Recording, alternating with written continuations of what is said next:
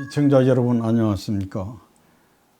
올해 노벨 평화상은 표현의 자유를 지켜낸 필리핀과 러시아 언론인 2명이 공동 수상자로 선정됐습니다. 필리핀의 마리아 레사는 2012년 온라인 언론사 레플러를 설립해서 필리핀 정부가 마약과의 전쟁을 통해 2만 명 이상 희생시켰고, 두테르테 대통령의 권위주의 통치와 부패 등을 정부 비판 기사를 거침없이 보도했습니다. 러시아의 드미트리 무라토프는 1994년 일간 신문인 노바야 가제타를 창간한 러시아 푸틴 정권의 야당 탄압과 선거 조작, 부정부패를 밝혀냈습니다. 또한 체체인 정쟁 중에 러시아군의 민간인 학살을 보도했으며, 이 과정에서 동료 기자 6명이 총격을 받았고 독극물 중독으로 사망했지만 보도를 멈추지 않았습니다.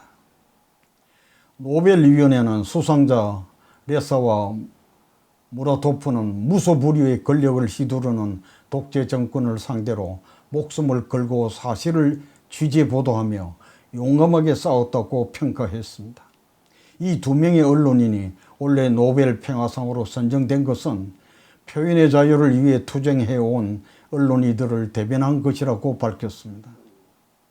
노벨위원회는 민주주의와 항구적인 평화의 전제 조건인 표현의 자유를 수호한 노력에 경의를 표한다고 했습니다.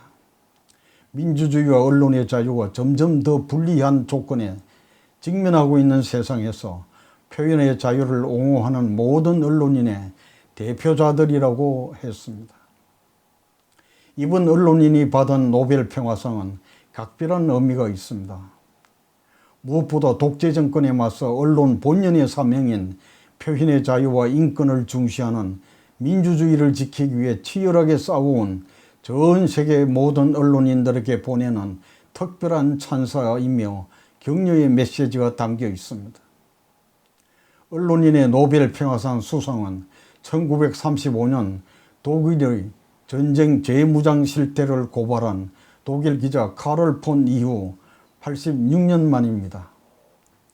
목숨 걸고 표현의 자유를 지킨 언론인에게 주어진 노벨 평화상이 전 세계 언론인에 던져주는 메시지와 교훈은 매우 위대합니다.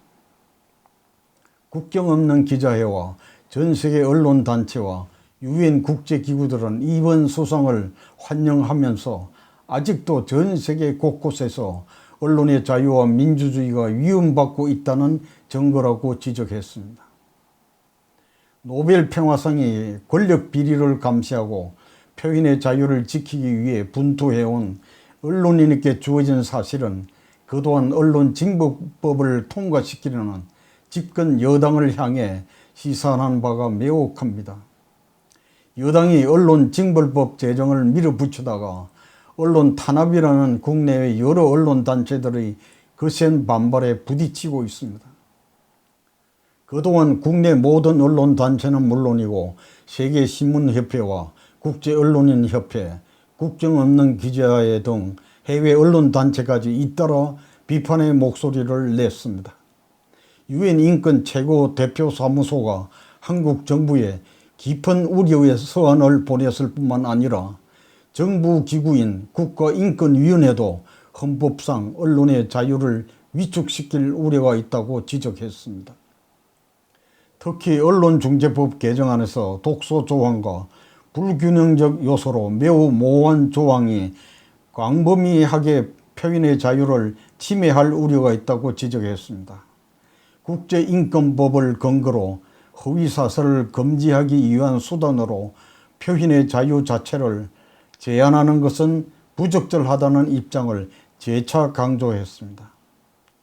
특별히 내년 3월 대선을 앞둔 시점에서 정부에 대한 비판과 정치인과 공적인 인물에 대한 표현의 자유와 알 권리, 그리고 정보 접근권에 대한 문제점을 지적했습니다. 한국방송학회 역대 회장단은 징벌적 배상 등 독소 조항이 포함된 언론중재법 개정안에 반대한다는 성명서를 발표했습니다. 언론의 권력 감시, 사회 감시 역할은 건강한 사회를 유지하는 데 있어 필수적인 요건임을 강조했습니다. 언론이 권력의 감시견 역할을 제대로 하지 못할 때 권력의 오용이나 남용이 빈번해지고 그 결과 견제와 균형이라는 민주주의의根幹이 흔들리게 됩니다. 그럼에도 불구하고 현 집권 여당은 우리 사회의 다양한 목소리를 제한하는 입법을 지속적으로 추진해 왔습니다.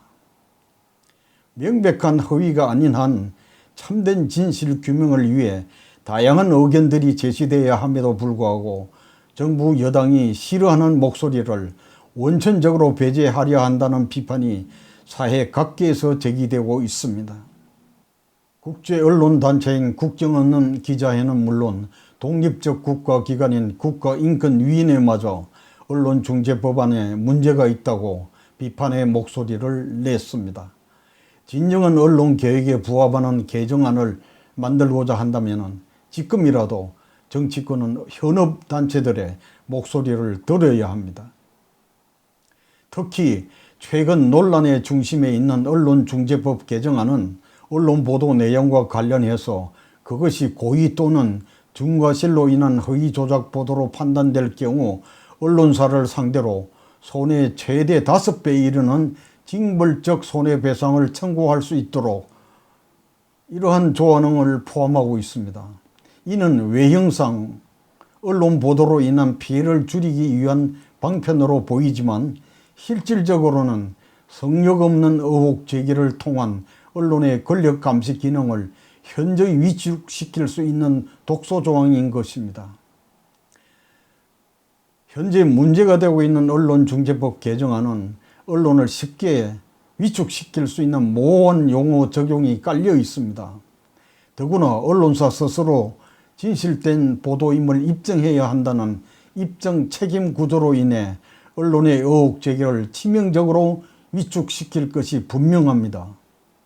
또한 언론사 경영진에게 바로 상당 수준의 징벌적 배상 책임을 지울 수 있기 때문에 피고용인인 언론 기자는 의혹 제기 보도에 있어 과도한 자기 검열의 압박과 함께 데스크나 경영진으로부터 직접 간접적으로 압력을 받게 될 소지가 매우 큽니다. 방송기자연합회와 전국언론노동조합, 한국기자협회 등 언론을 대표하는 7개 현업단체가 지난 9월 23일 기자회견을 열고 실효성이 있는 자율규제 시스템으로 통합형 언론자율규제기구를 설립하겠다고 밝혔습니다. 전문성과 독립성을 갖춘 인물로 규제기구를 만든 뒤에 보도심의 평가 결과를 해당 언론사에 알려 잘못을 바로잡겠다는 것입니다. 언론개혁의 새로운 대안이 될 수 있다는 점에서 언론단체들의 자율규제기구 제안이 주목되는 점입니다. 그동안 숱한 논란을 낳았던 언론중재법 개정안이 결국 이번 정기국회 내에서 처리가 사실상 무산됐습니다. 여당이 강행 처리 방침을 접고 국회 언론미디어 제도 개선 특별위원회를 마련해서 연말까지 논의하기로 야당과 합의했습니다.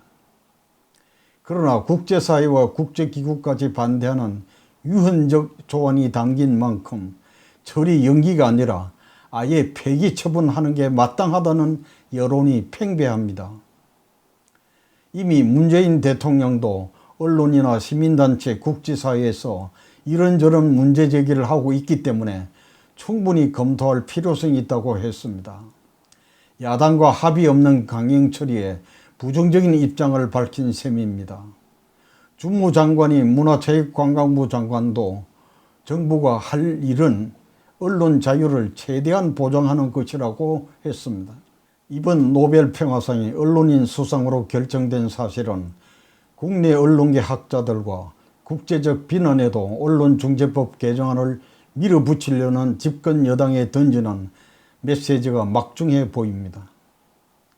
국회는 언론중재법 개정안에 대한 사회 각계의 비판에 귀를 기울여서 언론의 정상적 권력 감시, 사회 감시 활동이 최대한 보장되는 역점을 두어야 합니다. 집권 여당은 언론 보도의 사회 감시, 권력 감시 기능을 중대하게 약화시킬 수 있는 징벌적 배상 등 독소 조항이 포함된 언론중재법 개정을 중단해야 합니다. 언론 7개 현업단체가 제안한 언론자율규제기구를 긍정적으로 지켜봐야 하겠습니다. 질서는 규제보다 자율이 능률적이고 효율성이 앞섭니다. 언론의 생명은 자유이고 자율입니다. 차제의 언론사는 보다 책임있는 언론으로서 사회적 책무를 다할 수 있도록 언론인이 반드시 지켜야 할 저널리즘 정신을 보호하고 이를 구현할 수 있는 구체적인 방안을 스스로 강구해야 할 것입니다. 지금 시청하신 내용은 내외뉴스통신 홈페이지와 유튜브 내외뉴스통신 채널에서 다시 시청하실 수 있겠습니다. 시청자 여러분 감사합니다.